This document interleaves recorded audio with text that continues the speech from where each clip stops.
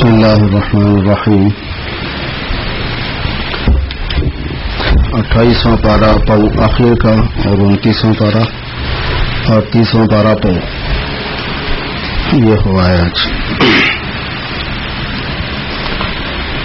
پہلا جو سورہ ہے وہ سورہ تغابن ہے. اس میں اللہ پاک نے جو مضامین بیان فرمائے ہیں اس میں سے ایک مضمون یہ ہے کہ جو مقدرات ہیں وہ اللہ پاک نے اپنی حکمت سے تمہارے لیے طے فرمائے ہیں. ہر آدمی کا مقدر ہے، اس میں اس کے موافق حالات بھی ہیں، ناموافق حالات بھی ہیں. تو اس لیے یہ ذہن میں رکھو کہ جو بھی مصیبت کسی انسان کو آتی ہے وہ اللہ کے حکم سے آتی ہے. ایسا نہیں ہوتا کہ اللہ پاک نہیں چاہ رہے تھے، مصیبت آنا چاہ رہی تھی، اللہ کا چاہا ہوا پورا نہیں ہوا، وہ مصیبت کا چاہا ہوا پورا ہو گیا. کوئی اور مصیبت ڈالنا چاہتا تھا انسانوں میں سے، جنات میں سے، شیطانوں میں سے، اللہ کا منشا پورا نہیں ہوا، شیطانوں کا جنات کا منشا پورا ہو گیا. ایسا نہیں ہوتا. مصیبت جو بھی آتی ہے وہ اللہ کے حکم سے آتی ہے.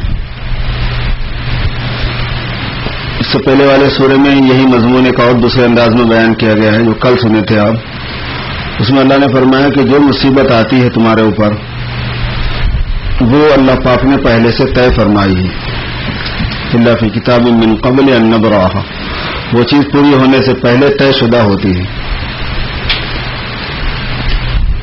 اس پر ایمان لانا ضروری ہے. اس کو ہم کہتے ہیں تقدیر پر ایمان. تقدیر پر ایمان لانا ایمان کی ضروریات میں سے ہے. یعنی اگر کوئی تقدیر پر ایمان نہیں لایا تو مومن نہیں ہوتا، کیونکہ تقدیر پر ایمان نہیں لانے والا اللہ کی صفت علم پر ایمان نہیں لاتا، اور اللہ کو بغیر صفت کا ماننے سے اللہ کو نہیں ماننے میں شمار ہوتا ہے. تقدیر اللہ کی صفت کا نتیجہ ہے. اصل میں ان کی جو صفت علم ہے وہ محیط ہے. جو ہوا، جو ہو رہا ہے، جو ہوگا ہر ایک کے ساتھ ہمیشہ ہمیشہ کے لیے، وہ ان کو معلوم ہے پہلے سے. اسی چیز کو انہوں نے لکھ دیا ہے. تو اگر تقدیر کو نہیں مانا جائے گا تو پھر ایمان بھی نہیں ہوگا. تقدیر کی وجہ سے کسی کا اختیار ختم نہیں ہوتا.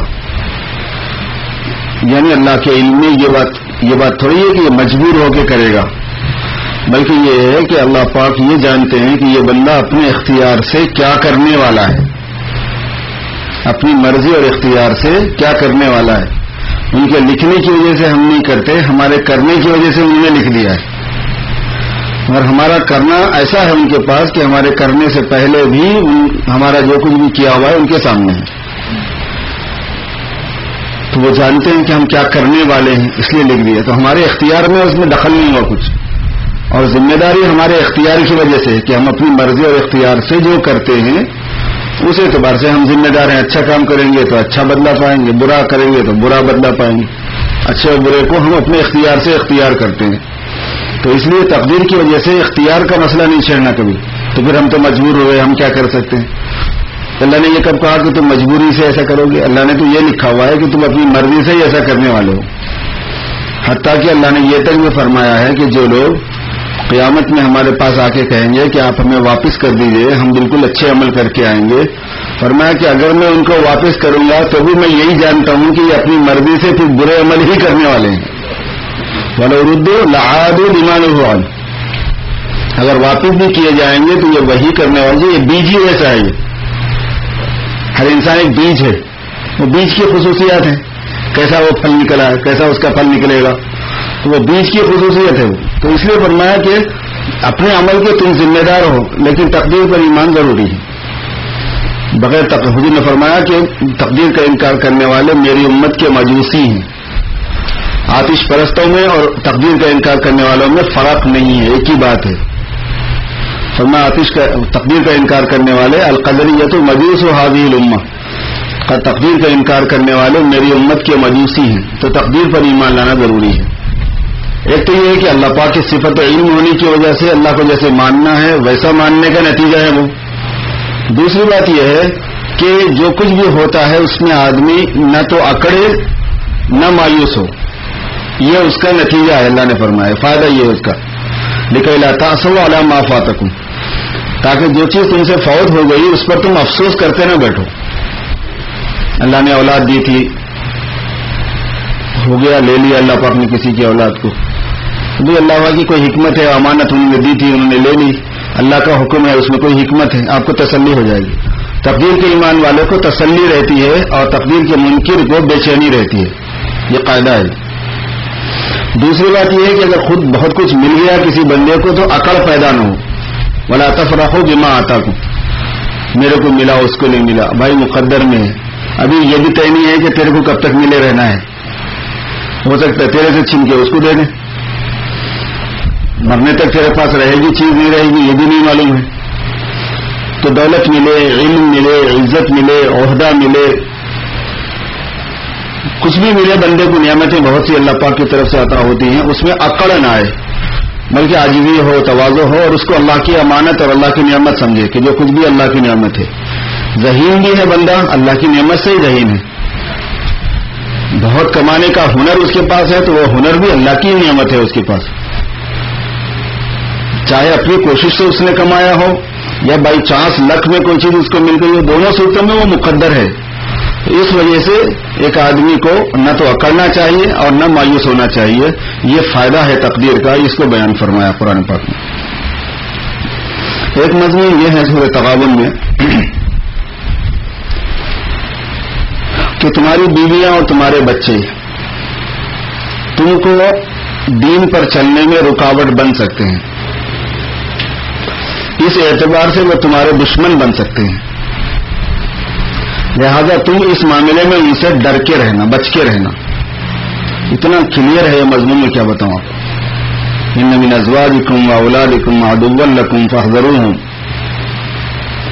اپنی بیوی کی وجہ سے اپنا دین کبھی خراب نہیں کرنا، اپنے بچوں کی وجہ سے اپنا دین کبھی خراب نہیں کرنا. ایک حدیث شریف میں آتا ہے کہ قیامت کے قریب بیوی کی وجہ سے آدمی جہنم میں جائے گا، یعنی اور جہنم میں جانے کے اور اسباب میں سے ایک سبب بیوی بھی ہوگی. صحابہ نے پوچھا کہ وہ کیسے ہوگی؟ فرمایا مختلف قسم کے ڈیمانڈ کرے گی. اس ڈیمانڈ کو پورا کرنے کے لیے آدمی مال حاصل کرنے میں جائز ناجائز کی پرواہ نہیں کرے گا، اور جب جائز ناجائز کی پرواہ کیے بغیر مال کمائے گا تو اپنا دین بیچے گا، یعنی دین پر عمل نہیں کر سکے گا. حرام طریقے پہ جب کمائے گا تو دین کہاں باقی رہا؟ تو وہ خود بھی جہنم میں گئی اور اپنی میاں کو بھی جہنم میں لے گئی تھے. دونوں ساتھ رہتے ہیں وہاں پہ ایک ساتھ. تو اسی فرمایا، اور اسی طریقے پر اولاد کا معاملہ ہے. اولاد کی وجہ سے بھی اپنے دین کو خراب نہیں کرنا ہے، بہت آزمائش ہے. اسی وجہ سے اس کے بعد یہ فرمایا کہ تمہارے مال اور تمہاری اولاد یہ دونوں تمہارے لیے آزمائش ہے. انما اموالکم واولادکم فتنہ. مال بھی آزمائش ہے، فتنہ ہے. یہ فتنہ آزمائش کے معنی میں ہے یہاں پہ، اور تمہاری اولاد بھی آزمائش ہے. آزمائش کس چیز کی ہے؟ کہ اولاد کی وجہ سے یا مال کی وجہ سے آدمی دین پر چلنے میں یا دین کے تقاضوں کو پورا کرنے میں رہتا ہے، یا ان کی وجہ سے دین چھوڑتا ہے. کیونکہ مال سے سرکشی آتی ہے، مال سے آوارگی آتی ہے، مال سے عیاشی بدماشی پیدا ہوتی ہے، مال بڑھانے میں، مال جمانے میں، مال کے چکروں میں. اور اولاد کی وجہ سے آدمی دین کے معاملے میں سست ہو جاتا ہے. ایک مرتبہ حضور صلی اللہ علیہ وسلم حضرت حسن رضی اللہ تعالیٰ عنہ چھوٹے تھے بہت، گود میں اٹھایا اور پیار کیا، اور اس کے بعد فرمایا کہ انکم لتبخلون وتجبنون وتجہلون. فرمایا بچے ایسی چیز ہیں کہ وہ بخیل بناتے ہیں، اور بچے ایسی چیز ہیں کہ وہ بزدل بناتے ہیں، اور بچے ایسی چیز ہیں کہ وہ جاہل بناتے ہیں. اولاد میں آدمی 3 کام کرتا ہے: بخالت، جہالت اور بزدلی. جب کوئی مسئلہ آیا دین کے لیے محنت کرنے کا، سخاوت کرنے کا، اولاد سامنے آ جاتی. جب کوئی مسئلہ آتا ہے بہادری کرنے کا، شجاعت کرنے کا، بیوی بچی آنکھوں کے سامنے آ جاتی ہیں. اور جہالت ہوتی. جہالت کا مطلب کیا ہے؟ جہالت کا مطلب ان کی رعایت میں اللہ کی پرواہ نہیں، رسول کی پرواہ نہیں رہی. بچہ بول رہا نا، بچوں کی خواہش ہے، بچے یہ چاہ رہے ہیں، بچے یہ بول رہے ہیں. یہ آپ نے کیوں فرمایا؟ یہ اس لیے آپ نے فرمایا کہ امت کو یہ پتہ چل جائے کہ بچوں سے کیا ان کے سائیڈ افیکٹ کیا ہیں. ہر چیز کا اپنا ایک سائیڈ افیکٹ بھی تو ہے نا. تو ان سے اپنے آپ کو بچانا ہے. تو یہاں ہمیں یہ بات سمجھائی گئی، آج سنائی گئی ہے آپ کو قرآن پاک میں کہ دیکھو یہ تمہارے دشمن ہو سکتے ہیں، اگر یہ تمہارے لیے دین میں رکاوٹ ہے تو ان کو دوست مت سمجھو، یہ دشمن ہی ہے. ہر وہ چیز جو دین میں رکاوٹ بنے وہ دشمن ہوتی ہے. فاحذروہ، لہذا تم ان سے بچو، فاحذروہ لہذا تم ان سے اپنے آپ کو بچانا، یعنی ان کے اس اثر سے، ان کے اس افیکٹ سے اپنے آپ کو بچانا. تم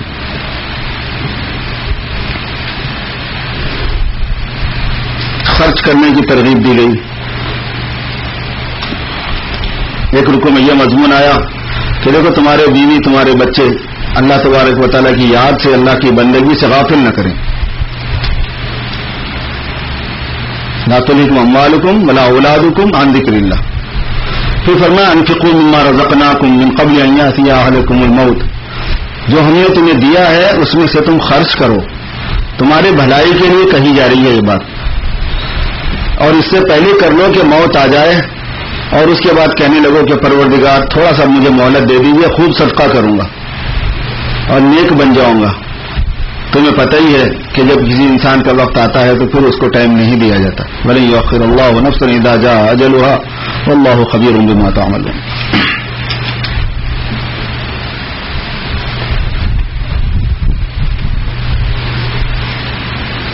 سورہ طلاق اور سورہ تحریم میں یہ دو واقعات ہیں جو حضور پاک صلی اللہ علیہ وسلم سے متعلق ہیں،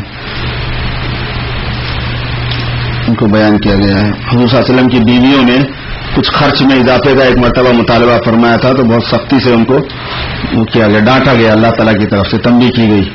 اور حضور صلی اللہ علیہ وسلم نے اپنی بیویوں کی رعایت سے کچھ چیزیں کھانے سے احتیاط کرنی شروع کر لی تھی ان کی خواہش کی وجہ سے. تو آپ کو منع کیا گیا کہ نہیں، آپ ایسا مت کریں، اتنی رعایت کرنے کی ضرورت نہیں ہے ان کی. پھر جب امہات المؤمنین کو معلوم ہوا، حضور پاک صلی اللہ علیہ وسلم کی بیویوں کو تو بہت روئی، بہت توبہ کیا، بہت معافی مانگی، اللہ سے بھی معافی مانگی، حضور سے بھی مانگی، اور یہ کہا کہ ہمارا کوئی ڈیمانڈ اب کے اس کے بعد سے نہیں ہوگا، بس ہماری یہی خواہش ہے کہ ہم آپ کی زوجیت میں رہیں تاکہ کل قیامت میں بھی ہم آپ کی زوجیت میں رہیں، آپ کی بیویوں کی حیثیت سے رہیں، اس کے علاوہ اور کوئی ہماری تمنا نہیں ہے. تو پھر بس اللہ تبارک و تعالیٰ یہ دکھانا بھی چاہتے تھے کہ ہم نبی کی بیویوں سے بھی اگر کوئی ایسی بات ہو تو تب بھی فوراً کر دیتے ہیں. اور اس معاملے میں سرکار دو عالم صلی اللہ علیہ وسلم کو بھی فرمایا گیا کہ آپ اس معاملے میں بالکل وہ رہیے.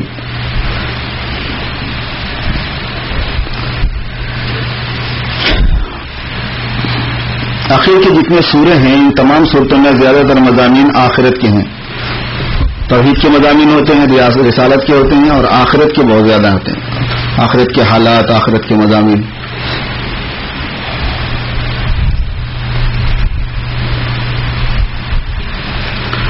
جیسے اللہ پاک نے سورہ حاقہ میں ایک مضمون یہ بیان فرمایا ہے کہ جب ہم لوگوں کا حساب لیں گے، پہلے یعنی جب قیامت کا واقعہ ہوگا تو اس وقت آسمان پھٹنے والا ہے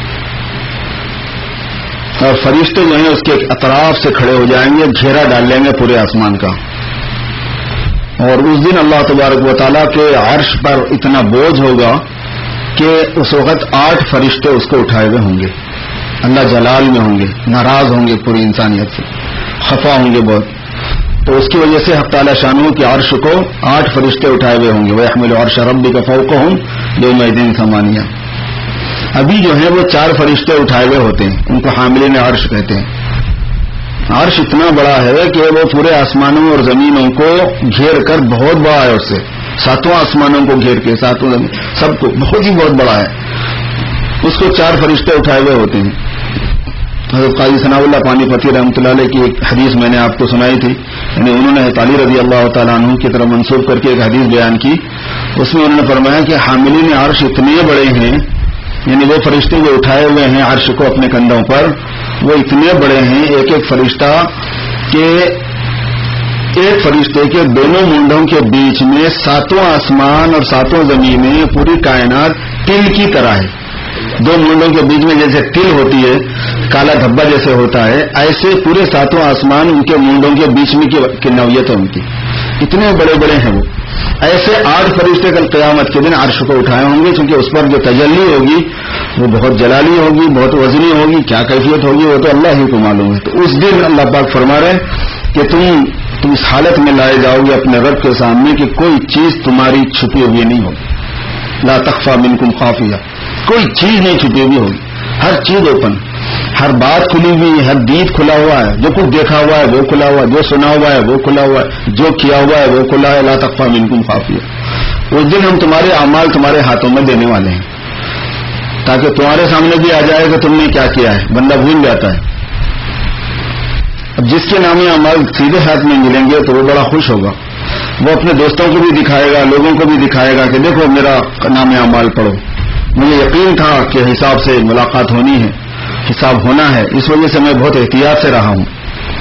وہ بہت ہی پسندیدہ عیش میں ہوگا، عالیہ بلند جنتوں میں ہوگا. ایسی جنتیں کہ ان کے پھل انتہائی قریب ہوں گے اور اللہ کی طرف سے یہ کہا جائے گا کہ کھاؤ پیو اس عمل کی برکت سے کہ جس میں تم کو کچھ کرنا نہیں پڑا تھا. یعنی ایک خاص عمل کی طرف بھی اشارہ کیا جائے گا کہ اس عمل کی برکت سے بھی کھاؤ پیو جس میں تمہیں کچھ کرنا نہیں پڑا تھا. ایام خالیہ کی تفسیر بہت سے مفسرین نے روزے سے کی ہے کہ یہ تم روزہ رکھے تو تمہیں کرنا کیا پڑا تھا؟ نہیں کرنا پڑا تھا نا اصل میں. تو تم کو کھانے پینے سے روکا گیا تھا، آج کھانے پینے کو کہا جا رہا ہے کھاؤ پیو. کلوا واشربوا ہنیئا بما اسلفتم فی الایام الخالیہ. روزہ رکھنا اتنا اللہ کو محبوب ہے، اتنا پسند ہے، اس وجہ سے روزے میں تھوڑا مجاہدہ، تھوڑی قربانی، تھوڑی برداشت یہ آدمی کو کر لینی چاہیے. برداشت ہی نہ ہو، طبیعت ہی خراب ہو جائے تو وہ معذور ہے بندہ. لیکن اگر تھوڑی پیاس ہوتی ہے، پیاس بڑی فضیلت کی چیز ہے. ایک جنت کا دروازہ ہے، اس کا نام ہی باب الریان ہے.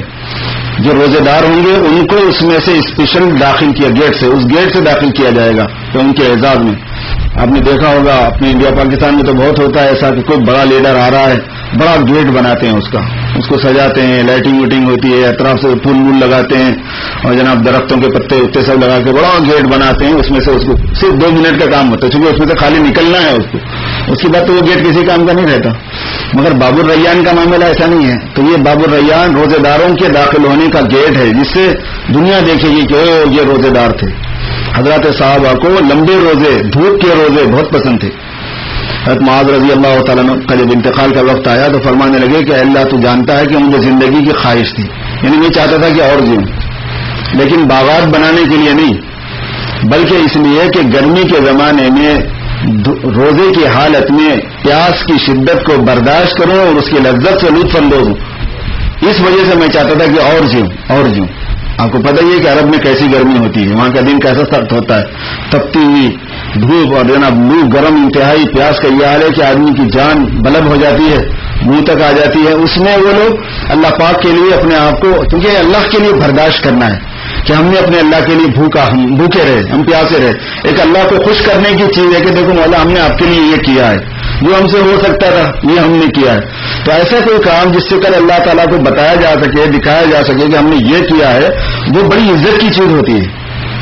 حضور صلی اللہ علیہ وسلم نے فرمایا کہ اگر حضرت صفیہ کے برداشت نہیں کرنے کا، حضرت صفیہ حضور کی پھوپھی، اگر حضرت صفیہ کے برداشت نہیں کرنے کا مجھے اندیشہ نہ ہوتا تو میں حضرت حمزہ کو دفن کرنے نہیں دیتا. کیوں؟ کہ میرے چچا کو اللہ کے لیے قتل شہید کیا گیا اور ان کی ناک آنکھ کاٹ دیے گئے اور ان کے کان کاٹ دیے گئے، ان کا پیٹ چیر دیا گیا، ان کا جگر نکالا گیا، اس کو چبایا گیا لوگوں کو اپنا غصہ ٹھنڈا کرنے کے لیے، کیونکہ ان سے بہت دشمنی ہو گئی تھی لوگوں کو. تو ظاہر ہے کہ جس حالت میں وہ پائے گئے تھے میدان جنگ کے اندر، وہ حالت ناقابل برداشت تھی. حضور صلی اللہ علیہ وسلم بھی برداشت نہیں کر سکے، بہت رونا آیا حضور صلی اللہ علیہ وسلم. فرمایا کہ اگر پھوپھی جو ہے نا، اگر ان کی بہن حضور صلی اللہ علیہ وسلم کی پھوپھی اور حضرت حمزہ کی بہن اگر یہ برداشت نہیں کر سکتی تو میں ان کو دفن بھی نہیں کرنے دیتا. صحابہ نے پوچھا کیوں؟ فرمایا کہ میں یہ چاہتا کہ ان کو جانور کھا جائے ایسے ہی، تاکہ کل قیامت میں اللہ کے سامنے ان کی بوٹی بوٹی سامنے آ جائے اور اللہ پاک کو خوشی ہو جائے اور اللہ پاک کو میں کہہ سکوں کہ میرا چچا تمہارے لیے یہ کیا ہے، یہ ایک سوغات ہے جو تمہارے لیے لائی گئی ہے، یہ آپ کی خدمت اقدس میں پیش ہے کہ میرے چچا نے ایسی قربانی دی ہے. تو حضور پاک صلی اللہ علیہ وسلم، صحابہ، اولیاء اللہ، یہ سارے کے سارے اللہ کے لیے کچھ کرنے، اللہ کے لیے مرنے، اللہ کے لیے جان دینے، اللہ کے لیے مال لگانے، اللہ کے لیے روزے رکھنے، اللہ کے لیے سختی برداشت کرنے، اللہ کے لیے بے عزتی برداشت، ایک خواہش ان میں ہوتی تھی کہ ہم اپنے اللہ کے لیے کر کیا سکتے ہیں. یہی تو کچھ ہے جو ہم لے کے جا سکتے ہیں اللہ کے پاس، کہ کل کے دن ہم یہ کہہ سکیں گے پروردگار ایسے روزے ہم نے آپ کے لیے رکھے تھے اور کچھ نہیں، ایسی نماز صرف آپ کے لیے پڑھی تھی اور کچھ نہیں، ایسے آپ کے راستے میں شہید ہوئے کہ ہمیں کاٹا گیا، ہمیں توڑا گیا، ہمارا خون بہایا گیا. ایک بزرگ فرماتے ہیں کہ اللہ کے راستے میں مرنے والوں نے کیسی عجیب و غریب رسم چھوڑی ہے، چخوش رسمیں بنا کردن بخا کو خون غلطی دن خدا رحمت کو نہ دیا عاشقان پاک تینترا. کتنا بہترین رسم اور طریقہ جاری کر کے گئے اللہ کے محبوب بندے اور اللہ کے عاشق اور چاہنے والے کہ اپنے آپ کو جتنا خون میں لطف پت کر سکتے تھے کر کے گئے. وہ چاہتے تھے کہ کوئی ہمارے دشمن ہم پر حملہ کرے اور ہمارے ٹکڑے ٹکڑے اڑ جائیں، ہمارا خون بہ جائے. جان تو جانی ہے، لیکن اس جان جہاں افریقہ کے وہ حوالے ہو گئی اور اس کے لیے دنیا میں کچھ کر کے جانے کا موقع مل گیا. یہ اصل خوشی کی بات ہوتی تھی. اس کو اللہ تبارک و تعالی نے بتایا ہے کلوا واشربوا ہنیئا بما اسلفتم فی الایام الخالیہ. کچھ لوگ وہ ہوں گے کہ جن کے نام اعمال ان کے بائیں ہاتھ میں ملیں گے. وہ کہے گا کاش مجھے نام اعمال دیا ہی نہ جاتا، مجھے پتہ ہی نہ ہوتا کہ نام اعمال ہوتا کیا ہے. کاش مجھے اس سے پہلے موت آ چکی ہوتی. بہت مال میں نے جمع کیا تھا لیکن اس سے کوئی نفع آج نہیں ہوا. بہت عزت میں نے بنائی تھی لیکن اس عزت نے آج کوئی فائدہ نہیں پہنچایا. اس کے اس حسرت کے باوجود اللہ تعالیٰ فرمائیں گے کہ پکڑو اس کم وقت کو اور باندھو اس کو زنجیروں کے اندر اور گھسیٹتے ہوئے اس کو جہنم میں داخل کر دو. جن کے نام اعمال بائیں ہاتھ میں دیے جائیں گے ان کا یہ انجام ہونے والا ہے. یہ سورہ حقہ میں ہے. سورہ معارج میں کیا ہے؟ سورہ معارج میں اللہ پاک نے یہ فرمایا کہ وہ جو قیامت کا دن آنے والا ہے وہ 50,000 سال کا ہے. ریگولر دن ہے. وہ ریگولر دن الگ ہے، ریگولر الگ ہے. ہمارا سیٹ اپ ہے. اللہ پاک ہے. اللہ نے یہ فرمایا کہ میں چاہوں تو دنیا میں بھی تمہارے لیے دن کو ہمیشہ دن ہی بنا دوں، رات آئے ہی نہیں. میں چاہوں تو کر سکتا ہوں. اور میں چاہوں تو تمہارے لیے رات کو رات ہی رکھ دوں، ہمیشہ دن آئے ہی نہیں. تو وہاں وہ ایسا کریں گے. صاف لفظوں میں ہے کہ 50,000 سنہ، وہ 50,000 سال کا دن ہے. اور اس دن کیا ہوگا؟ اللہ تبارک و تعالیٰ فرما رہے کہ اس دن یہ ہوگا کہ آسمان بالکل تلچھٹ کی طرح ہو جائے گا. المول کہتے ہیں تیل کے نیچے کے جمے ہوئے حصے کو. جب تیل بہت دن رکھا ہوا ہوتا ہے کسی چیز میں تو نیچے جو ہے اس کے میل جم جاتا ہے، تو آسمان ویسا پلپلا ہو جائے گا اور پہاڑ اون کی طرح ہو جائیں گے. دھنکی ہوئی اون جو ہوتی ہے بالکل ہلکی پھلکی.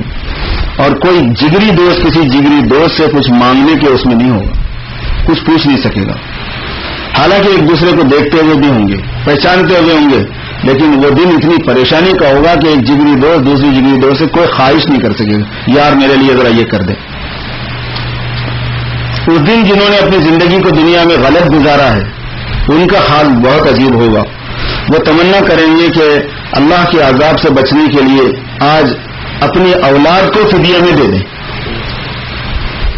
آدمی تھوڑا اپنے اولاد کی محبت کو، ان کے بارے میں کتنا آدمی کیئرفل ہوتا ہے، کتنا کنسرن اس کو لگا ہوا ہوتا ہے، اس کو سوچے. پھر اس کے بعد اللہ پاک کے اس فرمان کو سوچے کہ اس دن آدمی کے سامنے عذاب ہوگا تو اس کیفیت میں یہ ہوگا کہ میرے بچے پورے لے لیں، ان کو سب کو جہنم میں ڈالیں، مجھے چھوڑیں. اللہ پاک فرما رہے ہیں. ایسی کوئی مبالغے کی بات نہیں ہوتی، حقیقت ایسی ہو. اور اپنی بیوی کو بھی چاہے گا کہ میری بیوی لے لو.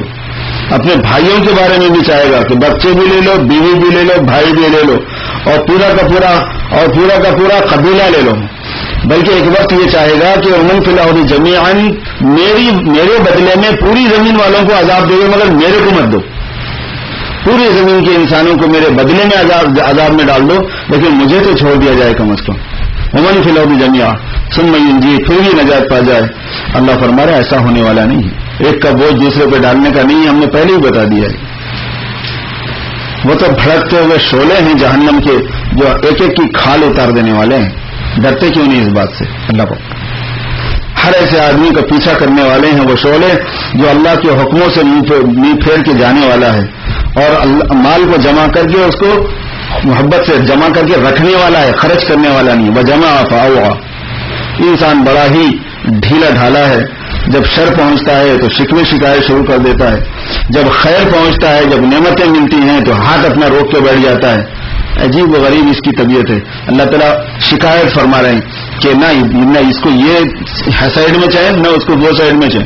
اگر تھوڑی تکلیف پہنچتی ہے تو رونا پلانا شکوہ شکایت، مولا میں ملا تھا تمہارے کو، میری قسمت ایسی بنائے، یہ کیا کر دیا، وہ ایسا ہو گیا، میرے ستارے گردش میں پریشانی، منہ پہ شکایت، دل میں شکایت، لوگوں کے سامنے رونا پلانا. اور جب تھوڑا سا خیر میں دے دیتا ہوں، تھوڑی دولت دے دیتا ہوں، تھوڑی نعمتیں دیتا ہوں، ہاتھ روک کے بیٹھ جاتا ہے کہ یہ تو میرا ہے. یہ کیا اللہ تعالیٰ فرما رہے ہیں یہ کیا ہے؟ ہاں جو نمازوں کو ادا کرنے والے ہیں اور اس میں ہمیشگی رکھنے والے ہیں اور جن کے مالوں کے اندر مانگنے والوں کا بھی حق ہے، نہیں مانگنے والوں کا بھی حق ہے. وہ لوگ ایسے ہیں کہ جو نمازوں کی پابندی کرتے ہیں اور اپنے مالوں میں مانگنے والوں کو تو دیتے ہی ہیں، نہیں مانگنے والوں کو بھی دیتے ہیں. نہیں مانگنے والوں کو دیتے کا مطلب یہ کہ ان کو اتنی فکر ہوتی ہے کہ وہ خود سے تفحص کر لیتے ہیں کہ کون ایسے ہیں کہ غیرت کی وجہ سے ہاتھ نہیں پھیلا رہے مگر ضرورت مند ہے، ان کو بھی تلاش کر کے دیتے ہیں اور صدقہ دے اور تصدیق کرتے ہیں قیامت کے دن کی اور عذاب سے ڈرتے ہیں اور اپنی عصمت کی حفاظت کرتے ہیں اور امانتیں پوری کرتے ہیں اور عہد وعدے پورے کرتے ہیں اور جو گواہ جس چیز کے وہ گواہ ہیں ان گواہیوں پر قائم رہتے ہیں. ایسے لوگ جو ہے نا وہ اس مصیبت سے بچے ہوئے ہیں. یہ لوگ شکایت کے قابل نہیں ہیں بلکہ لوگ تعریف کے قابل ہیں. یہ لوگ اللہ کے پسندیدہ ہیں. یہ بیان فرمایا گیا اس میں.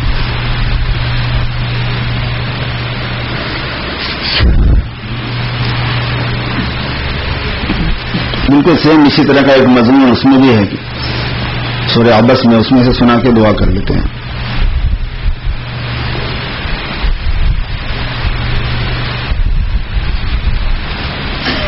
تعالیٰ شانو فرماتے ہیں کہ انسان کا ستیہ ناش ہو، وہی خود ہی بددعا دے رہے ہیں خطیر الانسان. اللہ تبارک و تعالیٰ نے کلام الہی کو جو نازل فرمایا ہے وہ انسانوں کے مزاج کے اعتبار سے نازل فرمایا ہے. تو جو حالت انسان کی ہے وہ انسان کو کوسنے پر یا اس کو برا بھلا کہنے پر آمادہ کرتی ہے. تو اللہ کو تو برا بھلا کہنا نہیں لگے کہ انسان کا ستیہ ناش ہو. کیسی چیز سے ہم نے اس کو پیدا کیا ہے؟ دیکھیے وہ پیدا کس چیز سے ہوا ہے؟ ایک نطفے سے پیدا ہوا ہے. پھر اس میں کتنا ہم نے کام کیا ہے، فقط ذرا کتنا اس کو ڈیزائن کیسے کیا گیا اور کیسے اس کی آنکھ نکالی گئی، یہ نکالا گیا، کان نکالے گئے، ناک نکالی گئی، ہاتھ پیر نکالے، ہڈیوں کا نظام جوڑا، رگوں کا نظام جوڑا، گوشت کا نظام ہے، پوست کا نظام ہے. ایک کتنا بڑا ہم نے اس کے اوپر کام کیا ہوا ہے. پھر اس کو دنیا میں آنے کے لیے ایسے مواقع فراہم کیے. دنیا میں لانا بھی ایک کام ہے. جہاں اس کو بنایا گیا وہاں سے دنیا میں آنا کوئی کھیل ہے؟ پھر مرتا ہے دنیا میں تھوڑے دن رہ کے، پھر قبر میں جاتا ہے، پھر قبر میں سے اٹھنے والا ہے. یہ تو اس کی حالت ہے اور میں نے جو حکم دیا اس کو پورا نہیں کر رہا. لما یقضی ما امرہ. ذرا اپنے کھانے کو دیکھو کہ کیسے ہم پانی برساتے ہیں، کیسے زمین کو پھاڑتے ہیں، کیسے اس میں سے غلے نکلتے ہیں، کیسے اس میں سے پھل، اور پھلوں کے اندر سے انگور بھی ہیں، کھجور بھی ہیں، زیتون بھی ہیں، مختلف باغات ہیں، مختلف میوے ہیں تمہارے لیے نکلتے ہیں. اور پھر تمہارے جانوروں کے لیے بھی انتظام ہوتا ہے کہ تمہارے کو جانور چاہیے، جانور کو پھر کھانا چاہیے، وہ بھی ہم نکالتے ہیں. یہ تو حالت میں آدمی کا وقت نکلتا ہے. لیکن جب وہ قیامت آئے گی وہ دن یہ ہوگا کہ اس کا یہاں پر اللہ کے حکموں کو پورا نہ کرنا کیا انجام لائے گا. یہ لائے گا کہ اس دن آدمی اپنے بھائی سے بھاگے گا، اپنی ماں سے بھاگے گا، اپنے باپ سے بھاگے گا، اپنی بیوی سے بھاگے گا، اپنی اولاد سے بھاگے گا. لکل امرئ منہم یومئذ شأن یغنیہ. ہر آدمی کو اس دن ایک ایسی حالت پیش آئی ہوئی ہوگی جو سب سے اس کو مستغنی کر دے گی. بیٹا کہے گا ابا جان ذرا سنیے میری بات، آپ میرے باپ ہیں، آپ میرے محسن ہیں. باپ کہے گا کہ بیٹا آج نہیں، آج مجھے اپنی فکر پڑی ہوئی ہے، کسی طرح میں بچ جاؤں. پھر باپ اپنی اولاد سے کہے گا کہ میں نے تمہارے لیے کیا کیا کیا دیکھو دنیا میں، تھوڑا سا تو کچھ میرا مجھے سپورٹ کرو. آج کہیں گے کہ ابا جان معافی چاہتے ہیں، آج ہم نہیں کر سکتے کچھ بھی، آج ہم پر ہماری پڑی ہوئی ہے. اولاد بیوی سے ایسی ہوگی،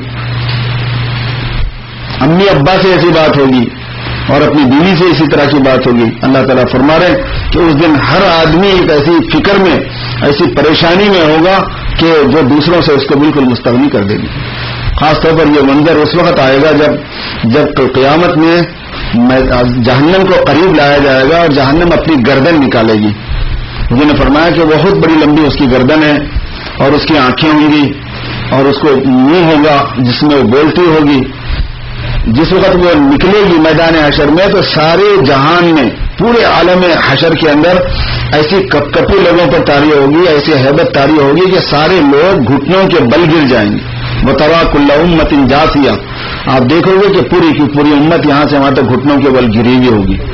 اس پریشانی میں کہ کسی طرح ہم بچ نہیں، اس میں گئے ایک مرتبہ تو پھر گئے، کسی طریقے سے اس سے بچنا ہے. تو وہ ایک ایسی پریشانی کا منظر ہوگا، کسی کی پرواہ آدمی کو نہیں ہوگی، بس میرے پاس کیا ہے آج اپنے آپ کو بچانے کے لیے. تو یہ وہ مستقبل ہے، یہ وہ فیوچر ہے ہر انسان کا جو آنے والا ہے، اس کی فکر پیدا ہو جائے. کلام الہی کو سن کر، اللہ کا کلام ہے، یہ معمولی بات نہیں ہوتی ہے، یہ کلاموں کا بادشاہ ہے. جیسے اللہ پاک خود بادشاہ ہیں، ان کا کلام بھی سارے کلاموں کا بادشاہ ہے، وہ سب سے سچا ہے. جس بات کو سمجھا رہے ہیں وہ بتا رہے ہیں، اس میں کوئی مبالغہ نہیں، کوئی زیادتی نہیں، کوئی پھول بنانا نہیں ہے. بے حقیقت ہے جو ہونے والی ہے، انجام اچھا کیسے ہونے والا ہے اور انسانوں کا انجام برا کیسے ہونے والا ہے، اور وہ کس پر ہوتا ہے. یہ لکھا نا لما یقضی ما امر، جو اللہ نے حکم دیا اس کو پورا نہیں کیا تو پھر یہ ہونے والا ہے. اللہ ہم سب کی حفاظت فرمائے. اللهم صل على سيدنا محمد وعلى آل سيدنا مولانا محمد وبارك وسلم. ربنا ظلمنا أنفسنا وإن لم تغفر لنا وترحمنا لنكونن من الخاسرين. اللهم إنك عفو كريم تحب العفو فاعف عنا يا كريم. اللهم آت نفوسنا تقواها وزكها أنت خير من زكاها أنت وليها ومولاها. ربنا هب لنا من أزواجنا وذرياتنا قرة أعين واجعلنا للمتقين إماما. ربنا اصرف عنا عذاب جهنم، ربنا اصرف عنا عذاب جهنم إن عذابها كان غراما إنها ساءت مستقرا ومقاما. اے اللہ جو کچھ ہم سن رہے ہیں مولا اس کا اثر ہمارے دل میں پیدا فرما دیجیے. یا اللہ آپ کا ڈر ہمارے دلوں میں پیدا فرما دیجیے، آپ کے عذاب کا ڈر پیدا فرما دیجیے. اے مولا پہلے سے ہم کمزور ہیں، اور اے اللہ جن عذابوں کو آپ نے بیان فرمایا اس کو ہم بالکل برداشت نہیں کر سکتے. پروردگار ہم آپ سے پناہ مانگتے ہیں، ہم آپ سے عافیت مانگتے ہیں. آپ ہمیں بچا دیجیے، ہماری اولاد کو بچا دیجیے، ہمارے بیوی بچوں کو بچا دیجیے، ہمارے دوست احباب کو بچا دیجیے، ساری انسانیت ہی کو بچا دیجیے. مولا کل میدان حشر کی ذلت و رسوائی سے بھی بچائیے، اور اے اللہ کل میدان حشر میں غلط معاملہ کیے جانے سے بھی بچائیے. پروردگار ہمارے گناہوں کی وجہ سے ہمارے ساتھ کوئی ایسا معاملہ ہو جو ہمارے لیے ناقابل برداشت ہو، اسے ہم پناہ مانگتے ہیں. آپ معاف فرمانے والے ہیں، آپ کریم ہیں، آپ مہربان ہیں، آپ کے مغفرت کے دروازے کھلے ہوئے ہیں. پروردگار اپنے کرم سے ہم تمام کو بخش دیجیے، ہماری مغفرت فرما دیجیے، ہمارے والدین کی مغفرت فرما دیجیے، ہمارے اعزاء و اقارب کی مغفرت فرما دیجیے. ہم سب کو آپ کے پکڑ سے بچا دیجیے. ربنا تقبل منا انك انت السميع العليم وتب علينا انك انت التواب الرحيم.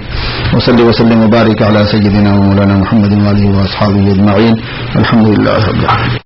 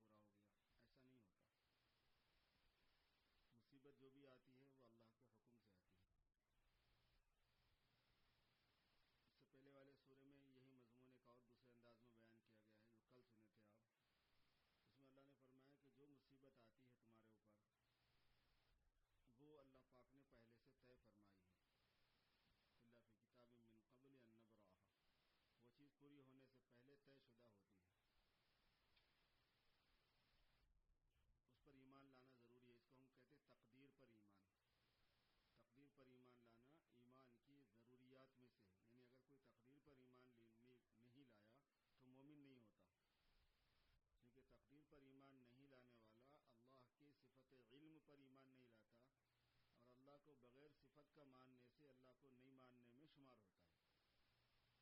تقدیر اللہ کی صفت کا نتیجہ ہے سب. تو ان کی جو صفت علم ہے وہ محیط ہے. جو ہوا، جو ہو رہا ہے، جو ہوگا ہر ایک کے ساتھ ہمیشہ ہمیشہ کے لیے، وہ ان کو معلوم ہے پہلے سے. اسی چیز کو انہوں نے لکھ دیا ہے. اگر تقدیر کو نہیں مانا جائے گا تو پھر ایمان بھی نہیں ہوگا. تقدیر کی وجہ سے کسی کا اختیار ختم نہیں ہوتا. یعنی اللہ کے علم میں یہ بات تھوڑی ہے کہ یہ مجبور ہو کے کرے گا، بلکہ یہ ہے کہ اللہ پاک یہ جانتے ہیں کہ یہ بندہ اپنے اختیار سے کیا کرنے والا ہے، اپنی مرضی اور اختیار سے کیا کرنے والا ہے. ان کے لکھنے کی وجہ سے ہم نہیں کرتے، ہمارے کرنے کی وجہ سے انہوں نے لکھ دیا ہے. اور ہمارا کرنا ایسا ہے ان کے پاس کہ ہمارے کرنے سے پہلے بھی ہمارا جو کچھ بھی کیا ہوا ہے ان کے سامنے ہے. تو وہ جانتے ہیں کہ ہم کیا کرنے والے ہیں، اس لیے لکھ دیا. تو ہمارے اختیار میں اس میں دخل نہیں ہوا کچھ. اور ذمہ داری ہمارے اختیار کی وجہ سے ہے کہ ہم اپنی مرضی اور اختیار سے جو کرتے ہیں اس اعتبار سے ہم ذمہ دار ہیں. اچھا کام کریں گے تو اچھا بدلہ پائیں گے، برا کریں گے تو برا بدلہ پائیں گے. اچھے اور برے کو ہم اپنے اختیار سے اختیار کرتے ہیں. تو اس لیے تقدیر کی وجہ سے اختیار کا مسئلہ نہیں چھیڑنا کبھی. تو پھر ہم تو مجبور ہوئے، ہم کیا کر سکتے ہیں. اللہ نے یہ کب کہا کہ تم مجبوری سے ایسا کرو گے؟ اللہ نے تو یہ لکھا ہوا ہے کہ تم اپنی مرضی سے ہی ایسا کرنے والے ہو. حتیٰ کہ اللہ نے یہ تک بھی فرمایا ہے کہ جو لوگ قیامت میں ہمارے پاس آ کے کہیں گے کہ آپ ہمیں واپس کر دیجئے، ہم بالکل اچھے عمل کر کے آئیں گے، فرمایا کہ اگر میں ان کو واپس کروں گا تو بھی میں یہی جانتا ہوں کہ یہ اپنی مرضی سے پھر برے عمل ہی کرنے والے ہیں. وَلَوْ رُدُّوا لَعَادُوا لِمَا نُهُوا عَنْهُ. اگر واپس بھی کیے جائیں گے تو یہ وہی کرنے والے ہیں. یہ بیج ہی ویسا ہے. ہر انسان ایک بیج ہے. وہ بیج کی خصوصیات ہیں، کیسا وہ پھل نکلا ہے، کیسا اس کا پھل نکلے گا، تو وہ بیج کی خصوصیت ہے. تو اس لیے فرمایا کہ اپنے عمل کے تم ذمہ دار ہو، لیکن تقدیر پر ایمان ضروری ہے. بغیر حضور نے فرمایا کہ تقدیر کا انکار کرنے والے میری امت کے مجوسی ہیں. آتش پرستوں میں اور تقدیر کا انکار کرنے والوں میں فرق نہیں ہے، ایک ہی بات ہے. فرمایا تقدیر کا انکار کرنے والے القدریۃ مجوس هذه الامہ، تقدیر کا انکار کرنے والے میری امت کے مجوسی ہیں. تو تقدیر پر ایمان لانا ضروری ہے. ایک تو یہ ہے کہ اللہ پاک کی صفت علم ہونے کی وجہ سے اللہ کو جیسے ماننا ہے ویسا ماننے کا نتیجہ ہے وہ. دوسری بات یہ ہے کہ جو کچھ بھی ہوتا ہے اس میں آدمی نہ تو اکڑے نہ مایوس ہو. یہ اس کا نتیجہ ہے. اللہ نے فرمایا فائدہ یہ ہے اس کا، لِكَيْ لَا تَأْسَوْا عَلَىٰ مَا فَاتَكُمْ، تاکہ جو چیز تم سے فوت ہو گئی اس پر تم افسوس کرتے نہ بیٹھو. اللہ نے اولاد دی تھی، ہو گیا، لے لیا اللہ پاک نے کسی کی اولاد کو. بھئی اللہ پاک کی کوئی حکمت ہے، امانت انہوں نے دی تھی، انہوں نے لے لی، اللہ کا حکم ہے، اس میں کوئی حکمت ہے، آپ کو تسلی ہو جائے گی. تقدیر کے ایمان والے کو تسلی رہتی ہے اور تقدیر کے منکر کو بے چینی رہتی ہے. یہ قاعدہ ہے. دوسری بات یہ ہے کہ اگر خود بہت کچھ مل گیا کسی بندے کو تو اکڑ پیدا نہ ہو. وَلَا تَفْرَحُوا بِمَا آتَاكُمْ، میرے کو ملا اس کو نہیں ملا، بھائی مقدر میں ہے. ابھی یہ بھی طے نہیں ہے کہ تیرے کو کب تک ملے رہنا ہے. ہو سکتا ہے تیرے سے چھن کے اس کو دے دیں، مرنے تک تیرے پاس رہے گی چیز نہیں رہے گی یہ بھی نہیں معلوم ہے. تو دولت ملے، علم ملے، عزت ملے، عہدہ ملے، کچھ بھی ملے بندے کو، نعمتیں بہت سی اللہ پاک کی طرف سے عطا ہوتی ہیں، اس میں اکڑ نہ آئے بلکہ عاجزی ہو، تواضع ہو اور اس کو اللہ کی امانت اور اللہ کی نعمت سمجھے کہ جو کچھ بھی اللہ کی نعمت ہے. ذہین بھی ہے بندہ، اللہ کی نعمت سے ہی ذہین ہے. بہت کمانے کا ہنر اس کے پاس ہے تو وہ ہنر بھی اللہ کی نعمت ہے اس کے پاس. چاہے اپنی کوشش سے اس نے کمایا ہو یا بائی چانس لک میں کوئی چیز اس کو مل گئی ہو، دونوں صورتوں میں وہ مقدر ہے. اس وجہ سے ایک آدمی کو نہ تو اکڑنا چاہیے اور نہ مایوس ہونا چاہیے. یہ فائدہ ہے تقدیر کا، اس کو بیان فرمایا قرآن پاک میں. ایک مضمون یہ ہے سورۃ تغابن میں کہ تمہاری بیویاں اور تمہارے بچے تم کو دین پر چلنے میں رکاوٹ بن سکتے ہیں. اس اعتبار سے وہ تمہارے دشمن بن سکتے ہیں. لہذا تم اس معاملے میں ان سے ڈر کے رہنا، بچ کے رہنا.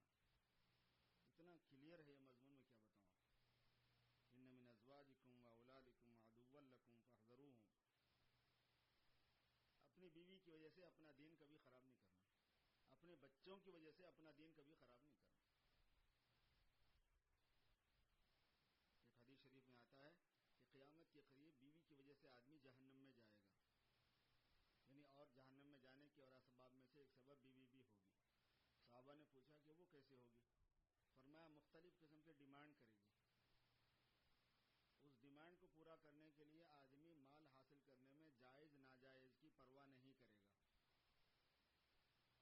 اور جب جائز ناجائز کی پرواہ کیے بغیر مال کمائے گا تو اپنا دین بیچے گا، یعنی دین پر عمل نہیں کر سکے گا۔ حرام طریقے پہ جب کمائے گا تو دین کہاں باقی رہا؟ تو وہ خود بھی جہنم میں گئی اور اپنے میاں کو بھی جہنم میں لے گئی، دونوں ساتھ رہتے ہیں وہاں پہ ایک ساتھ۔ تو اس لیے فرمایا، اور اسی طریقے پر اولاد کا معاملہ ہے، اولاد کی وجہ سے بھی اپنے دین کو خراب نہیں کرنا ہے، بہت آزمائش ہے۔ اسی وجہ سے اس کے بعد یہ فرمایا کہ تمہارے مال اور تمہاری اولاد یہ دونوں تمہارے لیے آزمائش ہے۔ انما اموالکم واولادکم فتنہ، مال بھی آزمائش ہے، فتنہ ہے، یہ فتنہ آزمائش کے معنی میں ہے یہاں پہ، اور تمہاری اولاد بھی آزمائش ہے۔ آزمائش کس چیز کی ہے؟ کہ اولاد کی وجہ سے یا مال کی وجہ سے آدمی دین پر چلنے میں یا دین کے تقاضوں کو پورا کرنے میں رہتا ہے، یا ان کی وجہ سے دین چھوڑتا ہے، کیونکہ مال سے سرکشی آتی ہے، مال سے آوارگی آتی ہے، مال سے عیاشی بدماشی پیدا ہوتی ہے، مال بڑھانے میں، مال جمانے میں، مال کے چکروں میں، اور اولاد کی وجہ سے آدمی دین کے معاملے میں سست ہو جاتا ہے۔ ایک مرتبہ حضور صلی اللہ علیہ وسلم حضرت حسن رضی اللہ تعالیٰ عنہ چھوٹے تھے بہت، گود میں اٹھایا اور پیار کیا، اور اس کے بعد فرمایا کہ انکم لتبخلون وتجبنون وتجہلون، فرمایا بچے ایسی چیز ہیں کہ وہ بخیل بناتے ہیں، اور بچے ایسی چیز ہیں کہ وہ بزدل بناتے ہیں، اور بچے ایسی چیز ہیں کہ وہ جاہل بناتے ہیں۔ اولاد میں آدمی 3 کام کرتا ہے، بخالت، جہالت اور بزدلی۔ جب کوئی مسئلہ آیا دین کے لیے محنت کرنے کا، سخاوت کرنے کا، اولاد سامنے آ جاتی ہے۔ جب کوئی مسئلہ آتا ہے بہادری کرنے کا، شجاعت کرنے کا، بیوی بچے آنکھوں کے سامنے آ جاتے ہیں۔ اور جہالت ہوتی، جہالت کا مطلب کیا ہے؟ جہالت کا مطلب ان کی رعایت میں اللہ کی پرواہ نہیں، رسول کی پرواہ نہیں رہی۔ بچہ بول رہا نا، بچوں کی خواہش ہے، بچے یہ چاہ رہے ہیں، بچے یہ بول رہے ہیں۔ یہ آپ نے کیوں فرمایا؟ یہ اس لیے آپ نے فرمایا کہ امت کو یہ پتہ چل جائے کہ بچوں سے کیا ان کے سائیڈ ایفیکٹ کیا ہیں۔ ہر چیز کا اپنا ایک سائیڈ ایفیکٹ بھی تو ہے نا، تو ان سے اپنے آپ کو بچانا ہے۔ تو یہاں ہمیں یہ بات سمجھائی گئی، آج سنائی گئی ہے آپ کو قرآن پاک میں کہ دیکھو یہ تمہارے دشمن ہو سکتے ہیں، اگر یہ تمہارے لیے دین میں رکاوٹ ہے تو ان کو دوست مت سمجھو، یہ دشمن ہی ہے۔ ہر وہ چیز جو دین میں رکاوٹ بنے وہ دشمن ہوتی ہے۔ فاحذروہ، لہذا تم ان سے بچو، فاحذروہم، لہذا تم ان سے اپنے آپ کو بچانا، یعنی ان کے اس اثر سے، ان کے اس ایفیکٹ سے اپنے آپ کو بچانا۔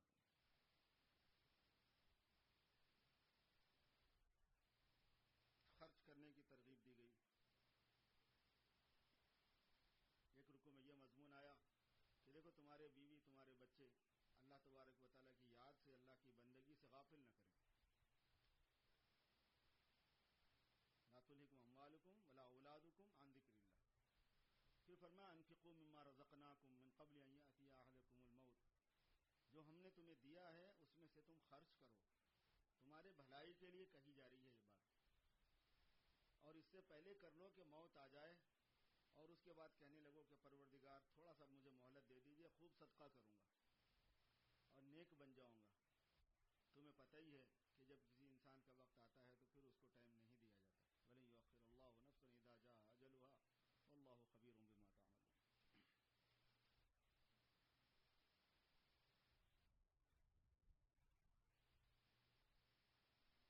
سورہ طلاق اور سورہ تحریم میں ایک 2 واقعات ہیں جو حضور پاک صلی اللہ علیہ وسلم سے متعلق ہیں، ان کو بیان کیا گیا ہے۔ حضور صلی اللہ علیہ وسلم کی بیویوں نے کچھ خرچ میں اضافے کا ایک مرتبہ مطالبہ فرمایا تھا، تو بہت سختی سے ان کو وہ کیا گیا، ڈانٹا گیا، اللہ تعالیٰ کی طرف سے تنبیہ کی گئی، اور حضور صلی اللہ علیہ وسلم نے اپنی بیویوں کی رعایت سے کچھ چیزیں کھانے سے احتیاط کرنی شروع کر دی تھی ان کی خواہش کی وجہ سے، تو آپ کو منع کیا گیا کہ نہیں آپ ایسا مت کریں، اتنی رعایت کرنے کی ضرورت نہیں ہے ان کی۔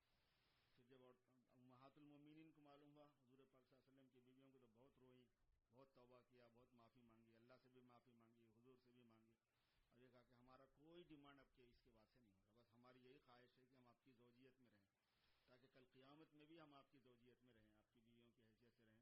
اس کے علاوہ اور کوئی ہماری تمنا نہیں ہے. تو پھر بس اللہ تبارک و تعالیٰ یہ دکھانا بھی چاہتے تھے کہ ہم نبی کی بیویوں سے بھی اگر کوئی ایسی بات ہو تو تم بھی فوراً کر دیتے ہیں. اور اس معاملے میں سرکار دو عالم صلی اللہ علیہ وسلم کو بھی فرمایا گیا کہ آپ اس معاملے میں بالکل وہ رہیے.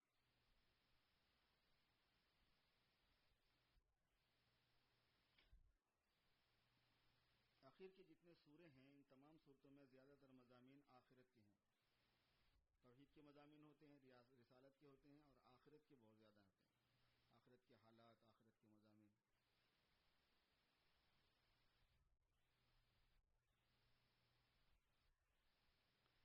جیسے اللہ پاک نے سورہ حاقہ میں ایک مضمون یہ بیان فرمایا ہے کہ جب ہم لوگوں کا حساب لیں گے, پہلے یعنی جب قیامت کا واقعہ ہوگا تو اس وقت آسمان پھٹنے والا ہے, اور فرشتے جو ہیں اس کے اطراف سے کھڑے ہو جائیں گے, گھیرا ڈال لیں گے پورے آسمان کا.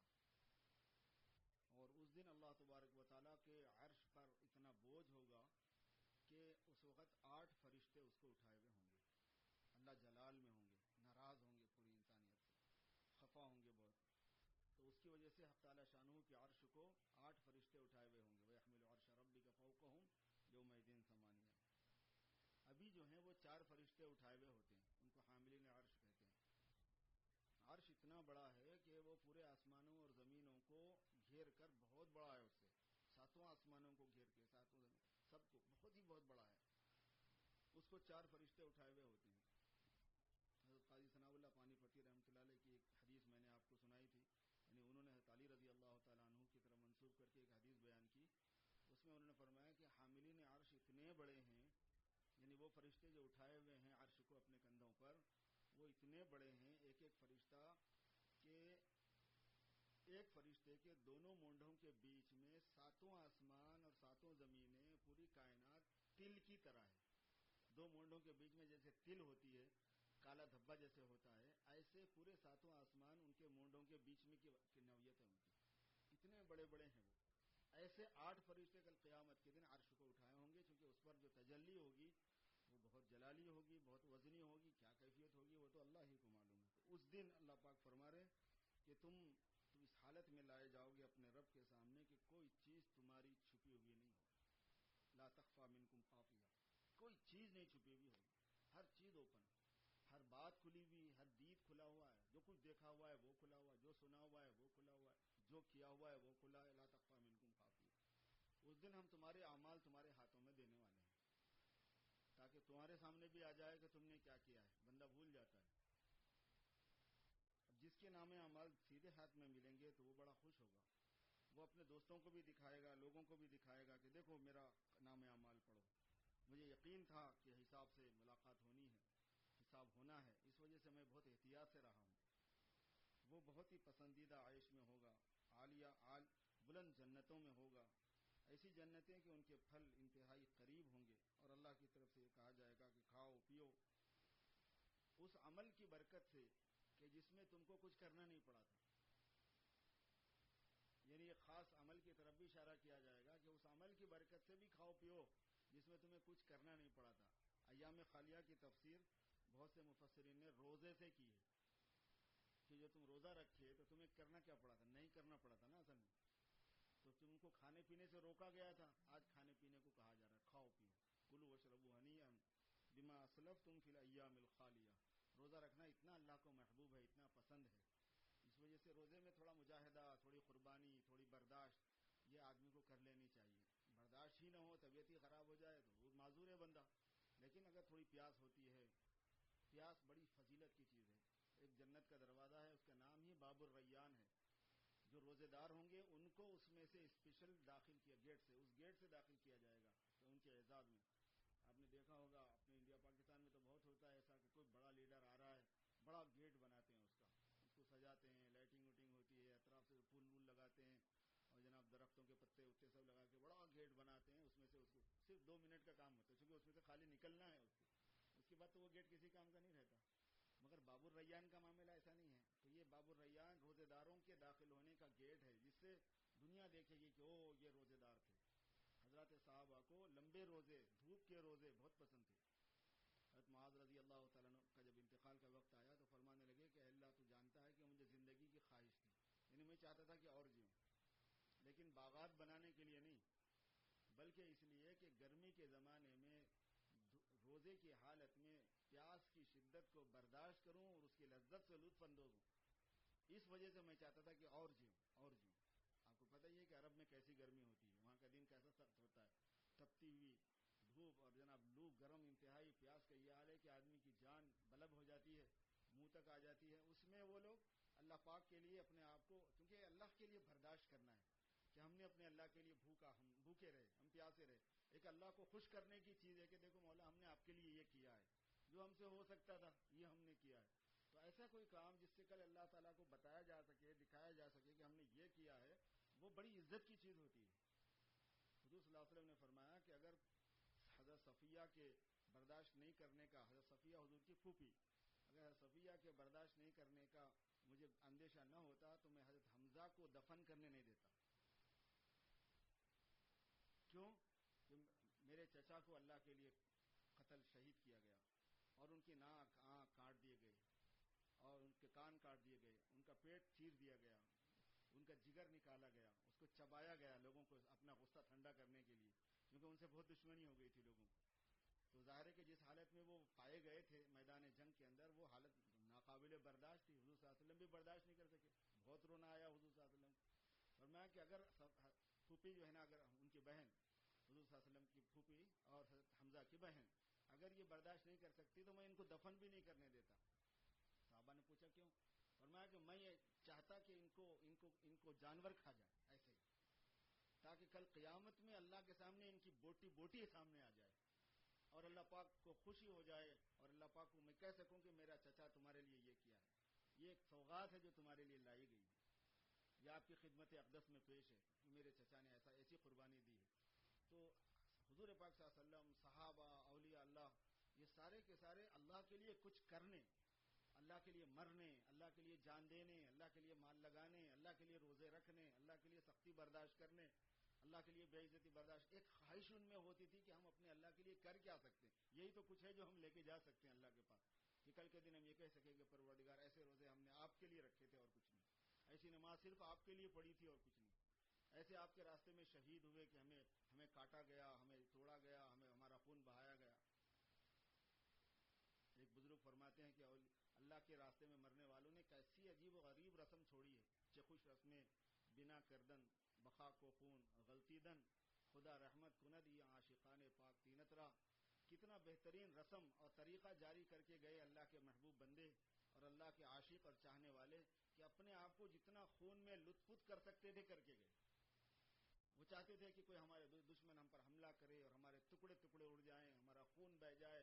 جان تو جانی ہے، لیکن اس جان جہاں آفری کے وہ حوالے ہو گئی اور اس کے لیے دنیا میں کچھ کر کے جانے کا موقع مل گیا. یہ اصل خوشی کی بات ہوتی تھی. اس کو اللہ تبارک و تعالی نے بتایا ہے، کلوا واشربوا ہنیئا بما اسلفتم فی الایام الخالیہ. کچھ لوگ وہ ہوں گے کہ جن کے نام اعمال ان کے بائیں ہاتھ میں ملیں گے. وہ کہے گا کاش مجھے نام اعمال دیا ہی نہ جاتا، مجھے پتہ ہی نہ ہوتا کہ نام اعمال ہوتا کیا ہے، کاش مجھے اس سے پہلے موت آ چکی ہوتی. بہت مال میں نے جمع کیا تھا لیکن اس سے کوئی نفع آج نہیں ہوا. بہت عزت میں نے بنائی تھی لیکن اس عزت نے آج کوئی فائدہ نہیں پہنچایا. اس کے اس حسرت کے باوجود اللہ تعالیٰ فرمائیں گے کہ پکڑو اس کم بخت کو اور باندھو اس کو زنجیروں کے اندر اور گھسیٹتے ہوئے اس کو جہنم میں داخل کر دو. جن کے نام اعمال بائیں ہاتھ میں دیے جائیں گے ان کا یہ انجام ہونے والا ہے. یہ سورہ حقہ میں ہے. سورہ معارج میں کیا ہے؟ سورہ معارج میں اللہ پاک نے یہ فرمایا کہ وہ جو قیامت کا دن آنے والا ہے وہ 50,000 سال کا ہے. یہ ریگولر دن ہے، وہ ریگولر دن الگ ہے، ارریگولر الگ ہے. ہمارا سیٹ اپ ہے. اللہ پاک ہے، اللہ نے یہ فرمایا کہ میں چاہوں تو دنیا میں بھی تمہارے لیے دن کو ہمیشہ دن ہی بنا دوں، رات آئے ہی نہیں. میں چاہوں تو کر سکتا ہوں. اور میں چاہوں تو تمہارے لیے رات کو رات ہی رکھ دوں، ہمیشہ دن آئے ہی نہیں. تو وہاں وہ ایسا کریں گے. صاف لفظوں میں ہے کہ 50,000 سنہ، وہ 50,000 سال کا دن ہے. اور اس دن کیا ہوگا؟ اللہ تبارک و تعالیٰ فرما رہے ہیں کہ اس دن یہ ہوگا کہ آسمان بالکل تلچھٹ کی طرح ہو جائے گا. المہل کہتے ہیں تیل کے نیچے کے جمے ہوئے حصے کو. جب تیل بہت دن رکھا ہوا ہوتا ہے کسی چیز میں تو نیچے جو ہے اس کے میل جم جاتا ہے، تو آسمان ویسا پلپلا ہو جائے گا اور پہاڑ اون کی طرح ہو جائیں گے، دھن چمکی ہوئی اون جو ہوتی ہے بالکل ہلکی پھلکی, اور کوئی جگری دوست کسی جگری دوست سے کچھ مانگنے کے اس میں نہیں ہوگا, کچھ پوچھ نہیں سکے گا. حالانکہ ایک دوسرے کو دیکھتے ہوئے بھی ہوں گے, پہچانتے ہوئے ہوں گے, لیکن وہ دن اتنی پریشانی کا ہوگا کہ ایک جگری دوست دوسری جگری دوست سے کوئی خواہش نہیں کر سکے گا یار میرے لیے ذرا یہ کر دے. اس دن جنہوں نے اپنی زندگی کو دنیا میں غلط گزارا ہے ان کا حال بہت عجیب ہوگا. وہ تمنا کریں گے کہ اللہ کے عذاب سے بچنے کے لیے آج اپنی اولاد کو فدیے میں دے دیں. آدمی تھوڑا اپنی اولاد کی محبت کو, ان کے بارے میں کتنا آدمی کیئرفل ہوتا ہے, کتنا کنسرن اس کو لگا ہوا ہوتا ہے, اس کو سوچے. پھر اس کے بعد اللہ پاک کے اس فرمان کو سوچے کہ اس دن آدمی کے سامنے عذاب ہوگا تو اس کیفیت میں یہ ہوگا کہ میرے بچے پورے لے لیں, ان کو سب کو جہنم میں ڈالیں, مجھے چھوڑیں. اللہ پاک فرما رہے ہیں, ایسی کوئی مبالغے کی بات نہیں ہوتی, حقیقت ایسی ہوتی. اور اپنی بیوی کو بھی چاہے گا کہ میری بیوی لے لو, اپنے بھائیوں کے بارے میں بھی چاہے گا کہ بچے بھی لے لو, بیوی بھی لے لو, بھائی بھی لے لو, اور پورا کا پورا قبیلہ لے لو. بلکہ ایک وقت یہ چاہے گا کہ ومن فی الارض جمیعا, میرے بدلے میں پوری زمین والوں کو عذاب دے دو مگر میرے کو مت دو. پوری زمین کے انسانوں کو میرے بدلے میں عذاب میں ڈال دو, لیکن مجھے تو چھوڑ دیا جائے کم از کم. ومن فی الارض جمیعا ثم ینجی, پھر بھی نجات پا جائے. اللہ فرما رہا ہے ایسا ہونے والا نہیں ہے. ایک کا بوجھ دوسرے پہ ڈالنے کا نہیں ہے, ہم نے پہلے ہی بتا دیا ہے. وہ تو بھڑکتے ہوئے شعلے ہیں جہنم کے, جو ایک ایک کی کھال اتار دینے والے ہیں. ڈرتے کیوں نہیں اس بات سے؟ اللہ پاک ہر ایسے آدمی کا پیچھا کرنے والے ہیں وہ شعلے, جو اللہ کے حکموں سے منہ پھیر کے جانے والا ہے, اور مال کو جمع کر کے اس کو محبت سے جمع کر کے رکھنے والا ہے, خرچ کرنے والا نہیں. وہ جمع فاوعى, انسان بڑا ہی ڈھیلا ڈھالا ہے. جب شر پہنچتا ہے تو شکوے شکایت شروع کر دیتا ہے, جب خیر پہنچتا ہے, جب نعمتیں ملتی ہیں تو ہاتھ اپنا روک کے بیٹھ جاتا ہے. عجیب و غریب اس کی طبیعت ہے. اللہ تعالیٰ شکایت فرما رہے ہیں کہ نہ اس کو یہ سائڈ میں چاہے, نہ اس کو وہ سائڈ میں چاہے.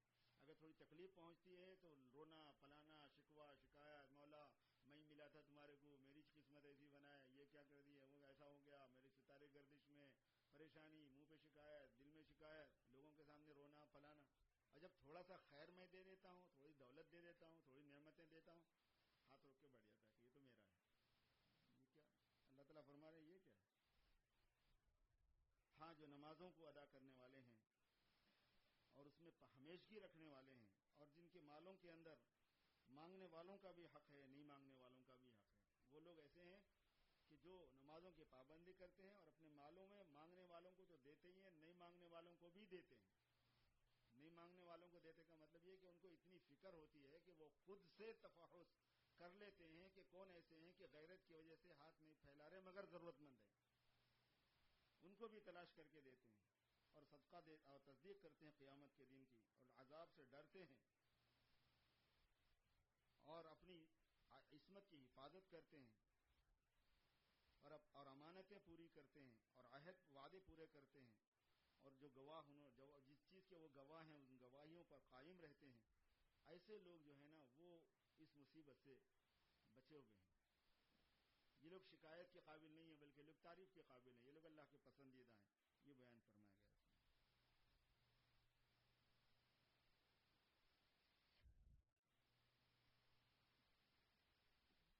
بالکل سیم اسی طرح کا ایک مضمون اس میں بھی ہے, سورہ عبس میں, اس میں سے سنا کے دعا کر لیتے ہیں.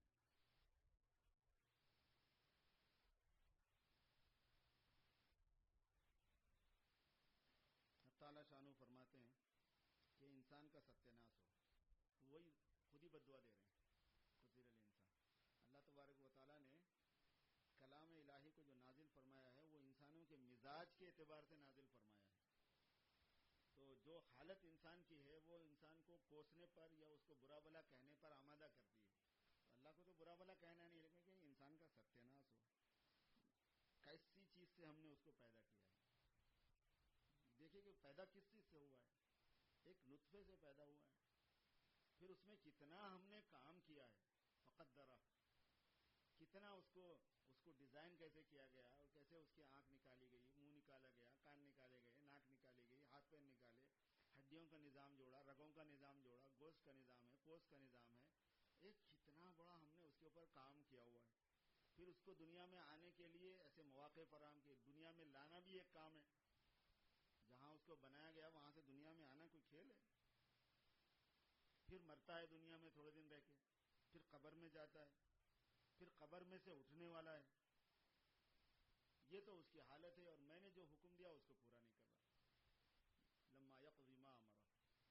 ذرا اپنے کھانے کو دیکھو کہ کیسے ہم پانی برساتے ہیں، کیسے زمین کو پھاڑتے ہیں، کیسے اس میں سے غلے نکلتے ہیں، کیسے اس میں سے پھل، اور پھلوں کے اندر سے انگور بھی ہیں، کھجور بھی ہیں، زیتون بھی ہیں، مختلف باغات ہیں، مختلف میوے ہیں تمہارے لیے نکلتے ہیں.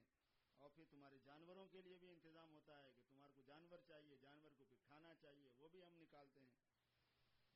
یہ تو حالت میں آدمی کا وقت نکلتا ہے. لیکن جب وہ قیامت آئے گی، وہ دن یہ ہوگا کہ اس کا یہاں پر اللہ کے حکموں کو پورا نہ کرنا کیا انجام لائے گا. یہ لائے گا کہ اس دن آدمی اپنے بھائی سے بھاگے گا، اپنی ماں سے بھاگے گا، اپنے باپ سے بھاگے گا، اپنی بیوی سے بھاگے گا، اپنی اولاد سے بھاگے گا. لکل امرئ منہم یومئذ شأن یغنیہ. ہر آدمی کو اس دن ایک ایسی حالت پیش آئی ہوئی ہوگی جو سب سے اس کو مستغنی کر دے گی. بیٹا کہے گا ابا جان ذرا سنیے میری بات، آپ میرے باپ ہیں، آپ میرے محسن ہیں. باپ کہے گا کہ بیٹا آج نہیں، آج مجھے اپنی فکر پڑی ہوئی ہے، کسی طرح میں بچ جاؤں. پھر باپ اپنے اولاد سے کہے گا کہ میں نے تمہارے لیے کیا کیا کیا دیکھو دنیا میں، تھوڑا سا تو کچھ مجھے سپورٹ کرو. آج کہیں گے کہ ابا جان معافی چاہتے ہیں، آج ہم نہیں کر سکتے کچھ بھی، آج ہم پر ہماری پڑی ہوئی ہے. اولاد بیوی سے ایسی ہوگی، امی ابا سے ایسی بات ہوگی، اور اپنی بیوی سے اسی طرح کی بات ہوگی. اللہ تعالیٰ فرما رہے ہیں کہ اس دن ہر آدمی ایک ایسی فکر میں، ایسی پریشانی میں ہوگا کہ جو دوسروں سے اس کو بالکل مستغنی کر دے گی. خاص طور پر یہ منظر اس وقت آئے گا جب قیامت میں جہنم کو قریب لایا جائے گا اور جہنم اپنی گردن نکالے گی. حضور نے فرمایا کہ بہت بڑی لمبی اس کی گردن ہے، اور اس کی آنکھیں ہوں گی، اور اس کو منہ ہوگا جس میں وہ بولتی ہوگی. جس وقت وہ نکلے گی میدان حشر میں تو سارے جہان میں، پورے عالم حشر کے اندر ایسی کپ کپی لوگوں پر طاری ہوگی، ایسی ہیبت طاری ہوگی کہ سارے لوگ گھٹنوں کے بل گر جائیں گے. وَتَرَىٰ كُلَّ أُمَّةٍ جَاثِيَةٍ. آپ دیکھو گے کہ پوری کی پوری امت یہاں سے وہاں تک گھٹنوں کے بل گری ہوئی ہوگی، اس پریشانی میں کہ کسی طرح ہم بچ جائیں گے. اس میں گئے ایک مرتبہ تو پھر گئے، کسی طریقے سے اس سے بچنا ہے. تو وہ ایک ایسی پریشانی کا منظر ہوگا، کسی کی پرواہ آدمی کو نہیں ہوگی. بس میرے پاس کیا ہے آج اپنے آپ کو بچانے کے لیے. تو یہ وہ مستقبل ہے، یہ وہ فیوچر ہے ہر انسان کا جو آنے والا ہے. اس کی فکر پیدا ہو جائے. کلام الہی کو سن کر، اللہ کا کلام ہے، یہ معمولی بات نہیں ہوتی ہے. یہ کلاموں کا بادشاہ ہے. جیسے اللہ پاک خود بادشاہ ہیں، ان کا کلام بھی سارے کلاموں کا بادشاہ ہے. وہ سب سے سچا ہے.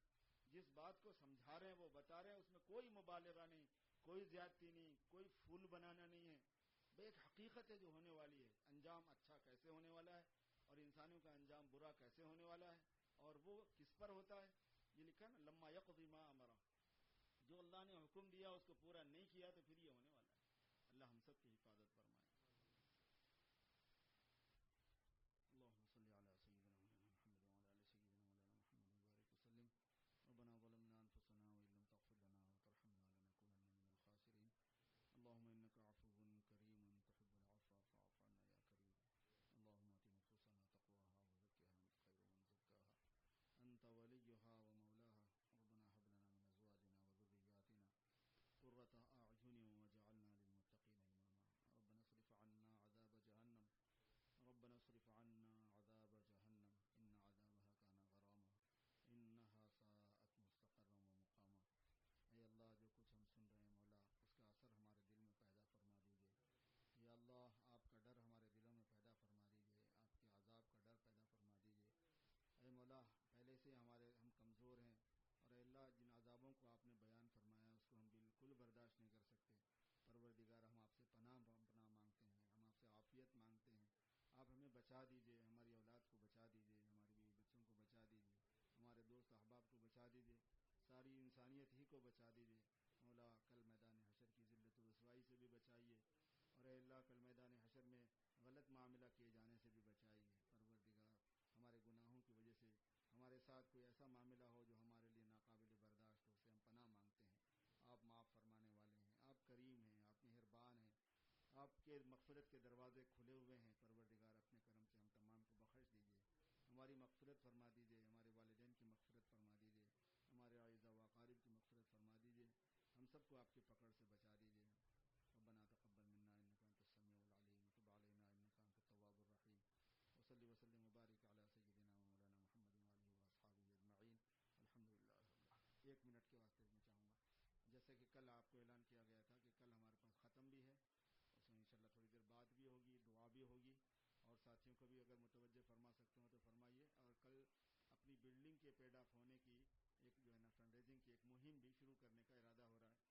کوشش کریں کہ ہم اس میں پہل کرنے والے ہوں, اور ہم جو ہے ہم اپنے سے جتنا ہم سے ہو سکتا ہے ہم حصہ لیں گے. پھر انشاءاللہ ہم کمیونٹی کو متوجہ کریں گے, دوسرے مسلمان بھائیوں کو بھی بولیں گے.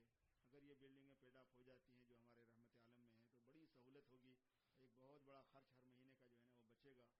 ویسے جو ہمیشہ جو چندے ہوتے ہیں جیسے آپ کو بتایا گیا وہ آپریشنل کاسٹ میں, ادارہ چلانے کے واسطے جو خرچے چاہیے ہوتے ہیں اس میں چل رہے تھے. بلڈنگ پیڈ آف ہونے کی مہم جو ہے نا وہ رک گئی ہے, نہیں ہو رہے, اس میں سے نہیں ہو سک رہا. ہم سمجھ رہے تھے کہ اگر پیسے زیادہ وصول ہوتے ہیں تو اس میں سے کریں گے, لیکن اب تک کچھ بھی نہیں ہو سکا اس میں. تو ایک ایک بلڈنگ کر کے پیڈ آف کرنے کی مہم, پھر اس میں بھی فیز 1 فیز 2 ایسا کریں گے. تو یہ اس کو مسلوں میں تقسیم کر لی ہیں جو نماز ہم یہاں پہ پڑھ رہے ہیں, اس کو فیز 1 کے طور پر یوز کریں گے. تو کوشش یہ کریں, اور اس کو اتنا معمولی رکھنے کی کوشش کی گئی ہے کہ ہم سب کے لیے قابل برداشت ہو, افورڈیبل ہو, کہ ہم اس کو کر لیں, اتنی ہمت ہم کر لیں. یقیناً آپ کے بہت سے دیگر اخراجات ہیں, آپ رشتہ داروں کا بھی خیال کرتے ہیں, دیگر نیک کاموں میں بھی آپ حصہ لیتے ہیں, اور آرگنائزیشن والے بھی آپ سے بولتے ہوں گے تو آپ ان کو بھی ضرور مدد کرتے ہوں گے. اس آرگنائزیشن کو بھی آپ نے ضرور مدد کی ہوگی, کرتے ہوں گے. یہ بھی ایک کام ہے آپ کے سامنے جو تقاضے کے طور پر آیا ہے. ہر آدمی کوشش کرے, چاہے وہ کتنا ہی اپنے کو غریب محسوس کرتا ہو, بے مال محسوس کرتا ہو, وہ بھی سوچے کہ یہ چھوٹا سا حصہ تو میں ڈال ہی دوں اس کار خیر میں, کیا پتہ اللہ کو پسند آ جائے اور ہماری مغفرت کا سامان ہو جائے. تو خود سے انتظام کے ساتھ آ جائیے تھوڑا سا, تاکہ وہ جو پلیجز ہوتے ہیں نا ان کو بہت لمبا چلتا ہے وہ معاملہ. آپ کو پتہ ہی ہے کہ پلیجز کا معاملہ, اب ہمارے کو شعبان میں پلیجز جو لوگ کرتے ہیں وہ اگلے شعبان تک جا کے آہستہ آہستہ کبھی پورے ہوتے کبھی نہیں ہوتے. وہ یہ صورتحال اس کی ہوتی ہے. بجائے اس کے جو ہم سے ہو سکتا ہے وہ کر ڈالیں. 1,000 کا ہم نے رکھا ہوا ہے ہم سب لوگوں کے لیے, ہم جیسے غریبوں کے لیے, سب کے لیے. کیا 1,000 کی ہمت کرو, پہلے آپ اپنا تو ڈالو حصہ, پھر انشاءاللہ تعالی امت بھی ڈالے گی. ہم کریں گے, ہم فائدہ بھی اٹھا رہے ہیں اور ہم دوسروں کو بھی فائدہ اٹھانا چاہتے ہیں, پوری انسانیت کی خدمت ہو جائے یہ چاہتے ہیں. تو ہم اپنا حصہ ڈالیں ہمت کر کے, اللہ پہ بھروسہ کریں, اللہ سے مانگیں. اس کے بعد آپ دیکھیں گے کہ انشاءاللہ تعالی دوسرے لوگوں کو دلوں میں بھی اللہ ڈالے گا, اور آسانی سے ہمارے سارے کام اسموتھلی چل سکیں گے. اللہ تعالی ہم سب کو توفیق دے. تھوڑا سا ہمت سے کام لیجیے.